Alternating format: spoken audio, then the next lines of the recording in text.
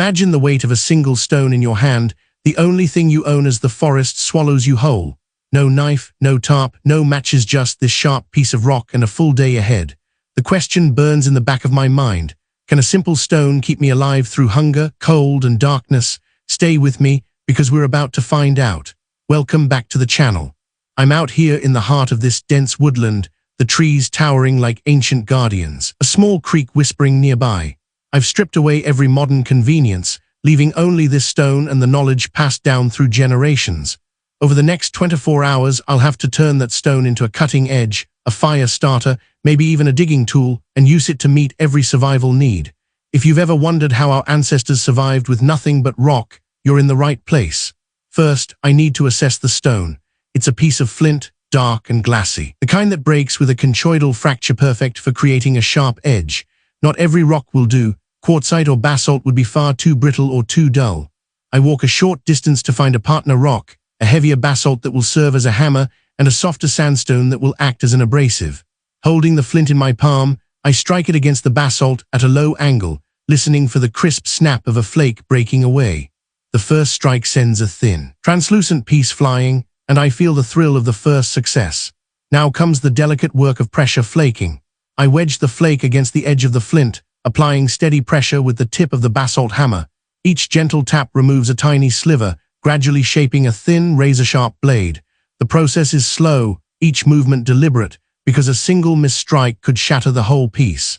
After several minutes of careful tapping, the edge begins to take form, a curved, keen line that catches the light. Testing the edge is the next step. I grab a handful of dry grass and slice through it with a single swipe. The blade parts the fibers cleanly. Next, I take a thin bark strip from a fallen branch, and the stone slides through with barely a whisper. Finally, I try a small twig, about the thickness of a finger, and the blade snaps it cleanly in half. The edge holds, and I feel a surge of confidence. I also shape a small pointed tip on the opposite side of the stone, a primitive spearhead that could be used for digging or for spearing small game. With a functional cutting tool in hand, the next challenge will be water. I'll need to locate a source, fashion a container, and find a way to purify it without metal. But before I move on, I want to hear from you. What do you think about turning a rock into a knife and using it to survive? Let me know in the comments. I'm curious about your perspective. I set off toward the gentle murmur of the creek that I spotted on the ridge above, the sound of water promising a lifeline. The forest floor is carpeted with pine needles and fallen leaves, and every step I take is a reminder that I am carrying nothing but the weight of my own thoughts and the stone in my pocket. As I draw nearer, the water reveals itself as a clear ribbon winding through smooth stones, its surface catching the late afternoon light. Moving water is my first clue that this source is less likely to be stagnant, which reduces the chance of harmful parasites. The first problem I face is that I have no cup, no bowl, nothing to hold the liquid. I scan the banks for a natural container. A large piece of bark, still attached to a fallen log, catches my eye. It is thick enough to hold a decent amount of water, but its interior is filled with sap and insects. I place the stone's sharp edge against the bark, angling it just so, and begin to carve a shallow groove. The flake slides cleanly, and with a series of careful cuts, I peel away a thin, bowl-shaped piece of bark. It is fragile, but it will do for now. I press the bark into the creek, letting it fill, and then lift it out, feeling the cool weight of the water in my hands. Even with a container, raw creek water can still harbor invisible threats. I decide to build a simple filtration system using the resources around me. I find a hollowed-out log that has naturally split along its length, creating a tunnel that can serve as a primitive filter. Inside the log, I lay small stones, then a handful of sand, followed by a thin layer of charcoal I collect from a burnt branch. I use the stone's edge to cut a narrow slit in the log's side, allowing water to flow through the layers and out the other end. I pour the bark-filled water into the top of the log, watching as it seeps through the sand and charcoal, emerging clearer on the other side. The filtered water looks much cleaner, but I know that filtration alone does not guarantee safety. To truly purify the water, I need heat. I cannot rely on a metal pot, so I look for a stone that can withstand fire without cracking. A dense, dark basalt slab near the creek catches my eye. Its surface is smooth, and it feels heavy in my hand. I test it by striking it against a smaller rock. It does not shatter, indicating it can handle high temperatures. I set about creating a fire pit. I clear a small circle of leaf litter and pine needles, then dig a shallow depression in the earth, lining it with flat stones to contain the heat. I gather dry tinder-fine pine needles, shredded bark, and a few bits of dry grass. Then I collect kindling, breaking small sticks with the stone's pointed tip. The stone also serves as a striker for a piece of flint I found earlier, producing sparks that catch the tinder. The flames grow slowly, licking the kindling, and soon I have a modest fire. Now comes the challenge of heating the water without a metal vessel. I place the basalt slab directly into the coals, allowing it to absorb the heat. After a few minutes, the stone glows orange, radiating warmth. I carefully pour the filtered water onto the hot stone, watching as it bubbles and steams. The stone's surface is rough, but the water spreads thinly, heating quickly. I keep the fire fed, rotating the stone to ensure even heating. And after a short while the water reaches a rolling boil, I let it simmer for a few minutes, then remove the stone and let the water cool. The process is laborious, but the result is a pot of safe, steaming water that I can drink. I take a cautious sip, feeling the cool relief travel down my throat, a reminder that even the simplest act of drinking can feel like a triumph. With water secured, I turn my attention to shelter. The sun is beginning its descent, and the temperature will soon drop. I scout the area for a natural windbreak and spot a stand of low-lying spruce that offers a dense canopy.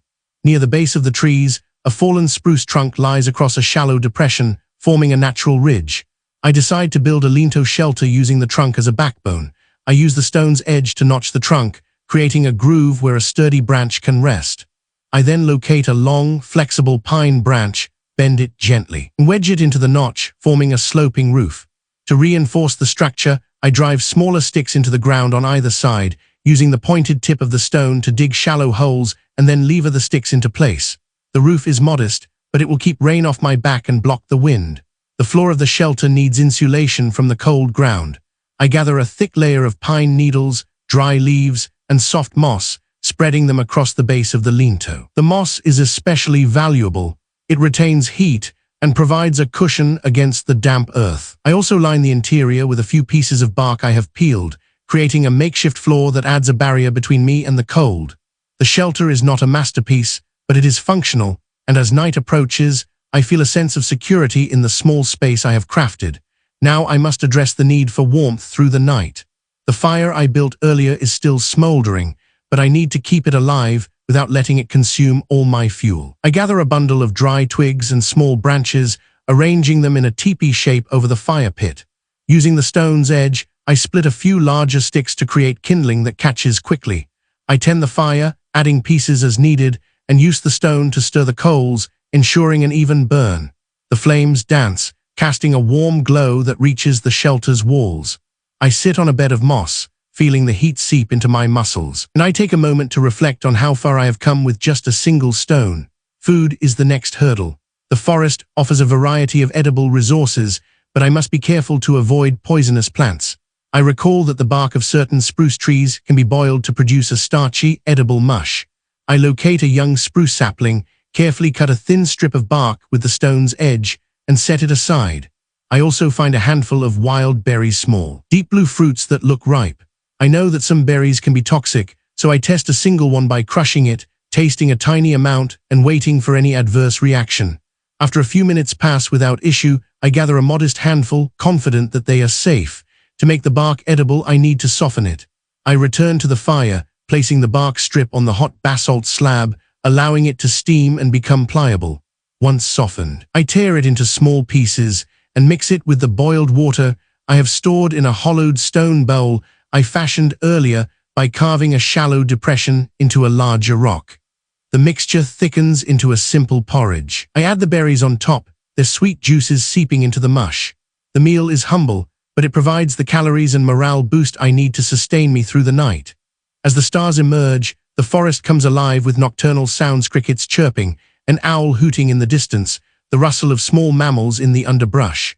I sit back against the shelter's wall, feeling the stone's weight in my hand, a reminder of the journey from raw rock to tool, fire, shelter, and sustenance. The night is cold, but the fire's heat keeps me comfortable, and the shelter shields me from the wind. I think about the ancient peoples who survived for generations with nothing but stone and ingenuity, and I feel a deep respect for their knowledge and resilience. Before I finally settle in for a few hours of sleep, I want to share a quick tip that could make a big difference in any primitive survival scenario. When you're using a stone to carve or split, always keep a piece of dry bark or a small piece of leather nearby to wipe the edge. This removes any residue that can dull the blade and helps you maintain a sharper edge for longer. It's a simple habit, but it can extend the life of your stone tool dramatically. The night passes slowly, the fire dwindling to glowing embers.